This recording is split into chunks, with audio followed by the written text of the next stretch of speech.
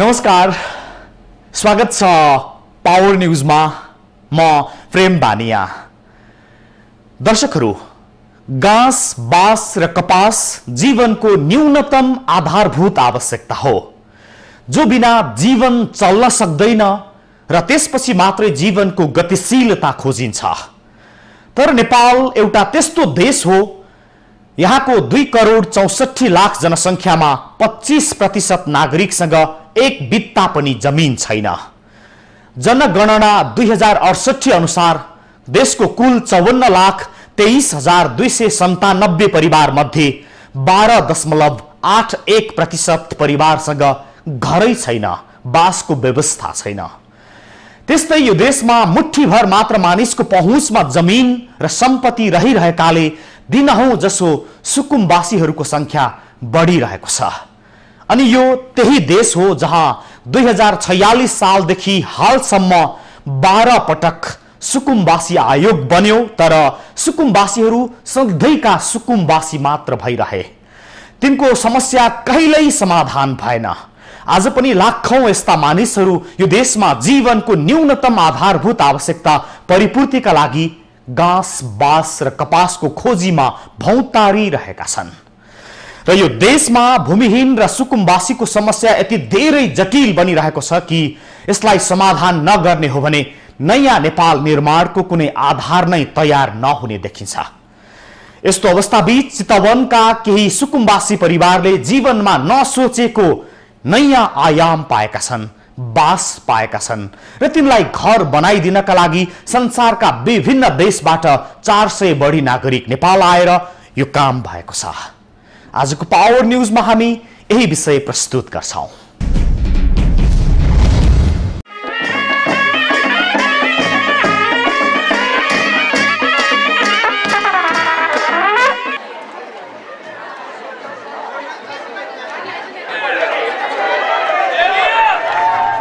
चितवनको रत्ननगर नगरपालिका वडा नम्बर 1 स्याउली बजारमा अव्यवस्थित रूपले बसोबास गर्दै आएका 36 घरधुरी सुकुम्बासीलाई स्याउली बजारबाट स्थानान्तरण गरेर रत्ननगर नगरपालिका वडा नम्बर 12 स्थित स्थानीय नेपाल उच्च माध्यमिक विद्यालयको जग्गामा सुरक्षित बसोबासका लागि 36 घर निर्माण गरिएको छ।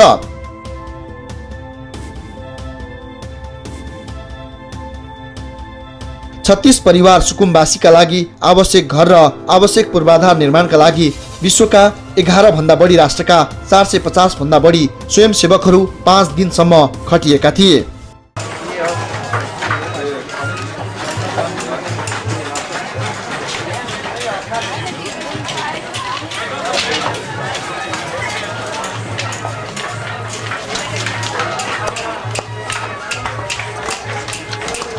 मानवताका लागि आवास नाराका साथ हेबिटेट फर ह्युम्यानिटी नेपालको पहलमा यो पूर्वाधार निर्माण भएको हो। विश्वका 11 भन्दा बढी देशका स्वयंसेवकहरूले सुकुम्बासी परिवारलाई आवश्यक पर्ने घर, शौचालय, पानी लगायत अन्य पूर्वाधारको निर्माण गरेका हुन्। सोमबारदेखि पूर्वाधार निर्माणमा जुटेका स्वयंसेवकहरूले 5 दिनभित्र यो संरचना तयार पारेर शुक्रबार समुदायलाई हस्तान्तरण गरिएको हो। स्थानीय स्रोतको रूपमा बाँसको प्रयोग र त्यसमाथि सिमेन्टको प्रयोग गरिएको घर निर्माण भइसकेपछि 36 परिवारले स्थायी बास पाएका छन्।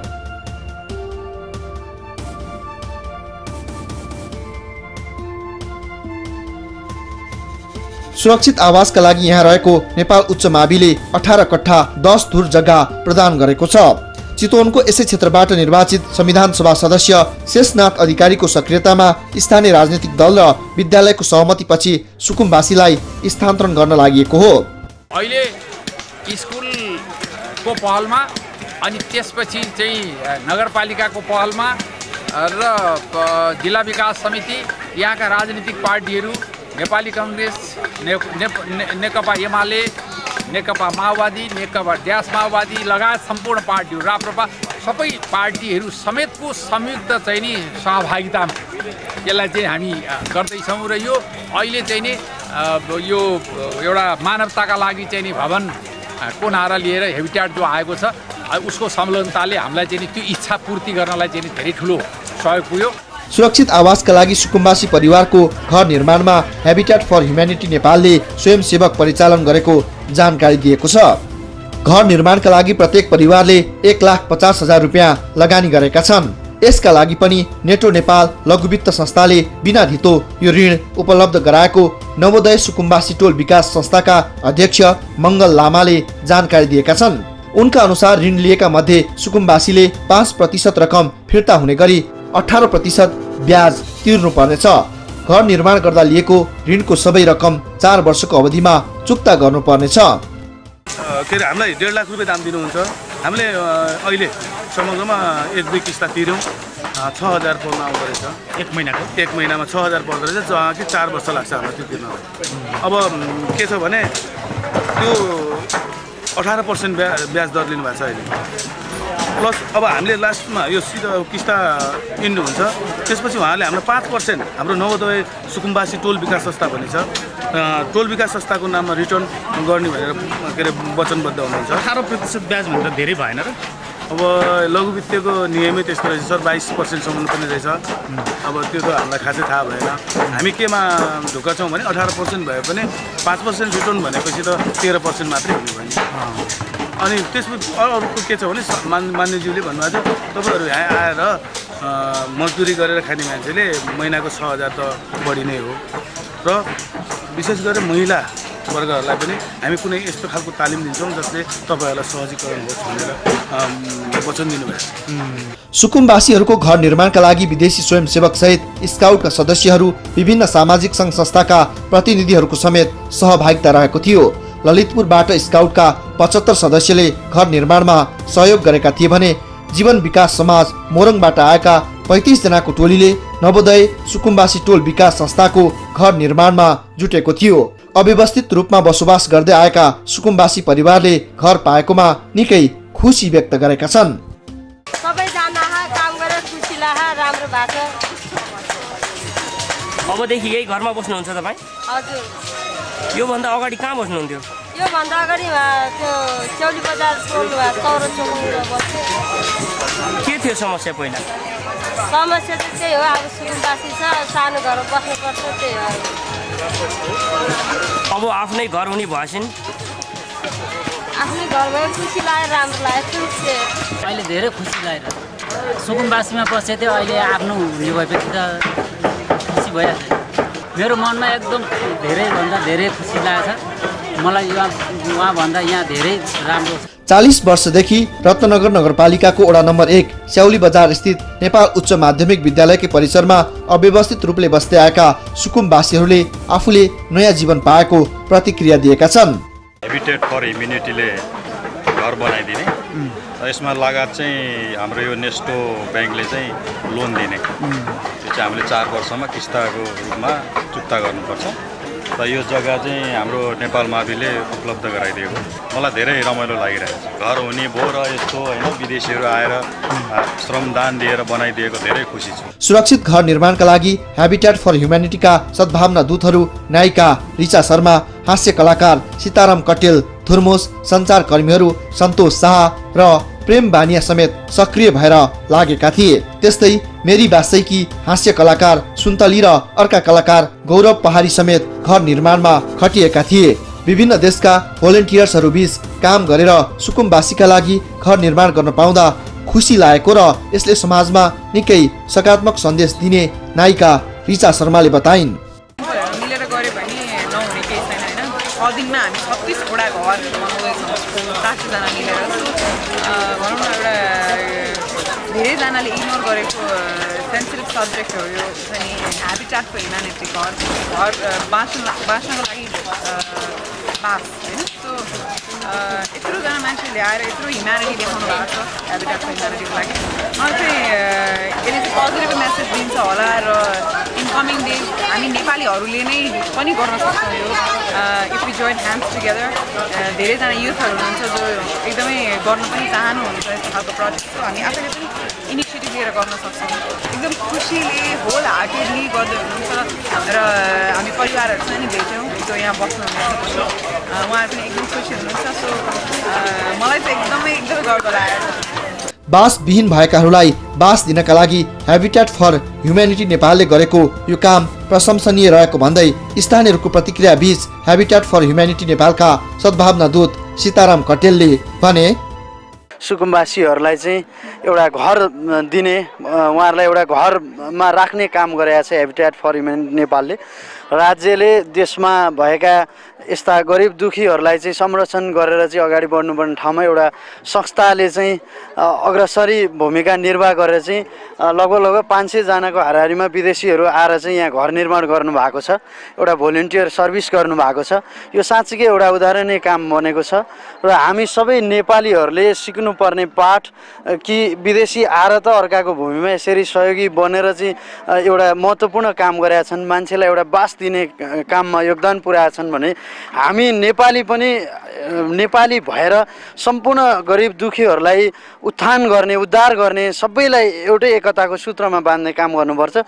देशका म यो भन्ने नेताहरूले पनि यो पाठ सिक्न अत्यन्तै आवश्यक छ। हामीलाई चाहिँ यसरी अपहेलित बनाइएको छ, जुन किसिमको मनभित्र त्यो एउटा धारणा छ उहाँहरू जुन यो घरमूलीसँग, त्यो चिजबाट चाहिँ उहाँहरू टाढा हुनुभयो। अब चाहिँ हामीलाई पनि घर मिलेको छ होइन, भोलिको लागि इन्सपिरेसन हुन्छ। यो एउटा इन्करेज गर्ने चाहिँ हामीले लाइफमा अगाडि बढ्नको लागि चाहिँ यो एउटा उहाँहरूको लागि इन्सपिरेसनको काम हुन्छ र यस्तो कामहरू हाम्रो समाजमा, हाम्रो राष्ट्रमा हुनुपर्छ भन्ने लाग्छ मलाई। हेबिटेट फर ह्युम्यानिटी नेपालका सद्भावना दूत सन्तोष शाहले भने केही विपन्न परिवारहरूको लागि विश्वभरिबाट समाजसेवीहरू र भोलिन्टियरहरू ल्याएर हामीले चाहिँ घर निर्माण गर्न सहयोग गरिराखेका छौँ र यसमा चाहिँ ती व्यक्तिहरू जसको चाहिँ घर छैन, घरविहीन छन्, सुकुम्बासी भएर बसिराखेका छन्, उहाँहरूलाई हामीले घर बनाउन सहयोग गरिराखेका छौँ। यो चाहिँ हेबिटेट फर ह्युम्यानिटीले राष्ट्रभरि नै यस्ता ठाउँहरू खोजिराखेको हुन्छ जसमा चाहिँ सुकुम्बासी टोल होस् अथवा विपन्न परिवारहरू, हुन त देशभरि नै यो समस्या छ र त्यहाँको एउटा स्थानीय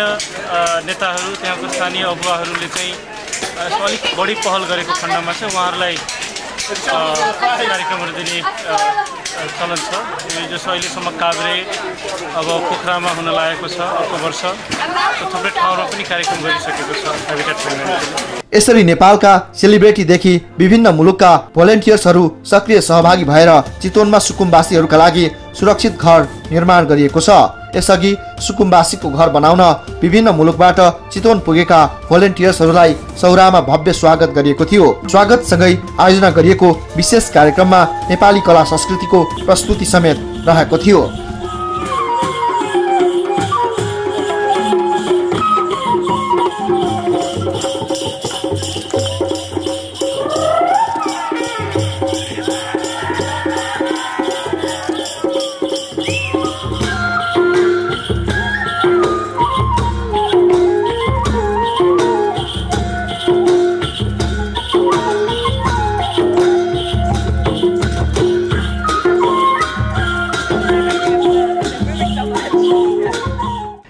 यसरी घर पाए चितवनका सुकुम्बासीहरूले। यो कामका लागि त्यस क्षेत्रका सभासद शेषनाथ अधिकारीको सक्रिय भूमिका प्रशंसनीय रहेको हेबिटेट फर ह्युम्यानिटी नेपालले जनाएको छ। साथै स्थानीय नेपाल उच्च मावि, स्थानीय राजनीतिक दलहरू, स्काउट र विभिन्न क्षेत्रका विभिन्न नागरिकको महत्त्वपूर्ण र सामूहिक प्रयासमा 36 घर निर्माण भएको छ। हेबिटेट फर ह्युम्यानिटी नेपालका अनुसार यो अभियानलाई तेस्रो एभरेस्ट बिल्ड भनिएको छ र यसका लागि संसारका 400 बढी नागरिकले समाज सेवा स्वरूप घर निर्माण गरेका हुन्। जब घर बन्यो त्यसपछि त्यहाँका मानिसहरूको प्रतिक्रिया सहित आउँछौं, तर एकैछिनको विश्रामपछि। दर्शकहरू, न्यूज 24 टेलिभिजनमा पावर न्यूज बीच हुनुहुन्छ। हामी चितवनका 36 परिवार सुकुम्बासीले आफ्नो घर पाए बारे बोलिरहेका छौं र अब सुकुम्बासीले जब घर पाए त्यसपछि दिएका प्रतिक्रिया र यसका अभियन्ताहरूको आवाज। चितवनको रत्ननगर नगरपालिका 1 स्याउली बजारमा अव्यवस्थित रूपले बसोबास गर्दै आएका 36 घरधुरी सुकुम्बासी परिवार त नमुना मात्रै हुन्। उनीहरू जस्ता धेरै नागरिकको बिचल्ली छ। नेपालमा बस्ने बास नहुँदा उनीहरूको अवस्था अत्यन्त जटिल छ।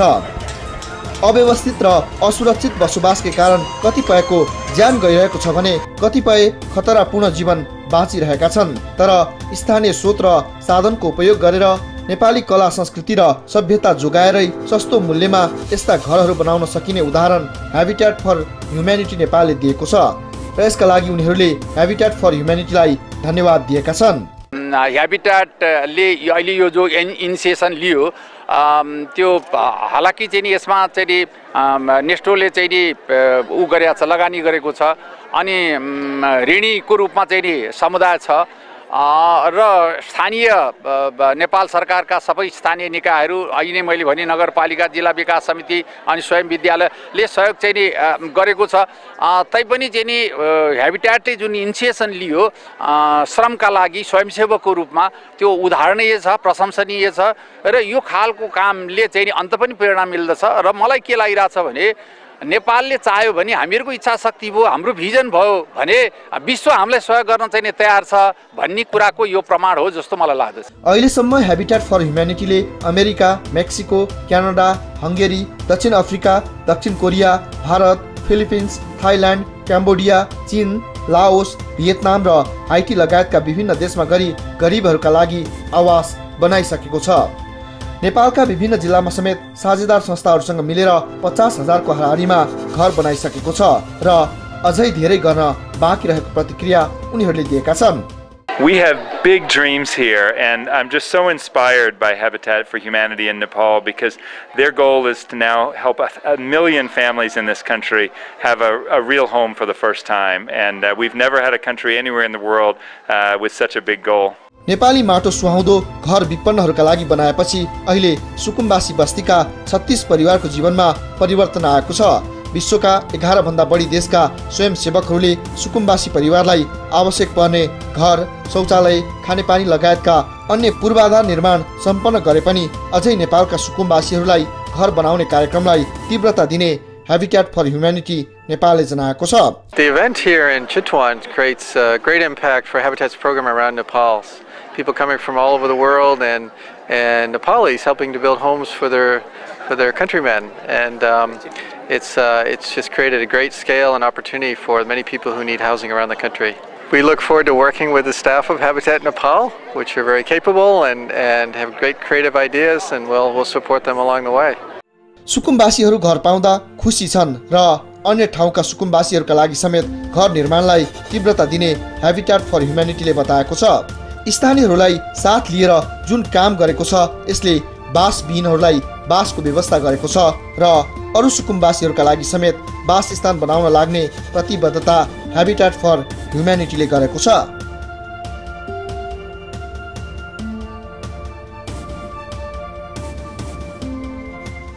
एभरेस्ट बिल्ड तेस्रो मार्फत चितवनका 36 परिवार सुकुम्बासीले पाएका सुरक्षित बासलाई उनीहरूले जीवनको सबभन्दा ठूलो प्राप्तिका रूपमा व्याख्या गरेका छन् र साच्चै अविस्मरणीय महत्त्वपूर्ण प्राप्ति हो सुकुम्बासीहरूका लागि भनी त्यहाँका सभासदले आफ्नो धारणा राखेका छन् र जसले मेहनत गरे घर निर्माणका लागि तिनले जीवनको विशेष सन्तुष्टि भनी समाज सेवा भाव प्रवाह गरेका छन् र Habitat for Humanity नेपालले भनेको छ अर्को साल नोभेम्बर महिनाको पहिलो साता अमेरिकाका पूर्व राष्ट्रपति जिम्मी कार्टर सहित सयौं विदेशी नागरिकलाई नेपालमा ल्याएर पोखरामा अरु 100 परिवारका लागि घर निर्माण गर्नेछौं।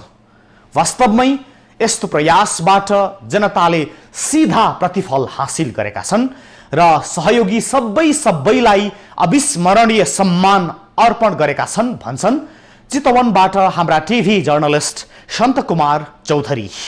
रिपोर्टिङका लागि उनलाई धन्यवाद र आजलाई हामीलाई बिदा दिनुहोस्। नमस्ते।